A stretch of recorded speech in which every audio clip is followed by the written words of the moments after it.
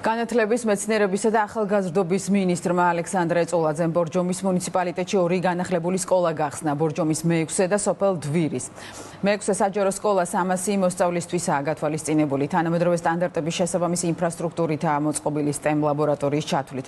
სოფელ დვირის საჯარო სკოლა კი 320 მოსწავლისთვის. ორივე სკოლაში საგანმანათლებლო სივრცეების პარალელურად ფუნქციონირებს ყველა შესაბამისი სასწავლო რესურსით, ინვენტარითა და ტექნიკით აღჭურვილი საბუნების მეტყველო და კომპიუტერული ლაბორატორიები, ბიბლიოთეკა, ექიმის კაბინეტი და რესურს ოთახი. სკოლები ადაპტირებულია შეზღუდული შესაძლებლობის მქონე პირებისთვის და უზრუნველყოფილია უსაფრთხოების სახანძრო სიგნალიზაციის და გათბობის ახალი სისტემით. ამასთან მოწყობილია ღია და დახურული სპორტული ინფრასტრუქტურა. აგრძელებთ სასკოლო ინფრასტრუქტურის განვითარებას, ამ მიმართულებით მართლაც მნიშვნელოვანი შედეგები გვაქვს. გავეცანეთ STEM კლუბს და STEM ლაბორატორიას.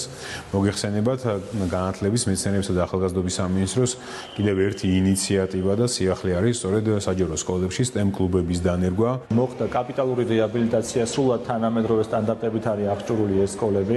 ამ დროისათვის სამცხე-ჯავახეთში მიმდინარეობს 9 სკოლის მშენებლობა, რაც არის მნიშვნელოვანი. ჩვენი ხელისუფლების პრიორიტეტი არის სასკოლო ინფრასტრუქტურის მოწყობა, მოწესრიგება. სპორტული ინფრასტრუქტურა განვითარდა, ასევე ლაბორატორიები, როგორც ფიზიკის, ასევე ქიმიის ლაბორატორია. წლის ბოლომდე დასრულდება 9 სკოლის სრული რეაბილიტაცია, მშენებლობა, 10,000-მდე სკოლის მოსწავლე სრულად რეაბილიტირებულ გარემოში გააგრძელებს სწავლას.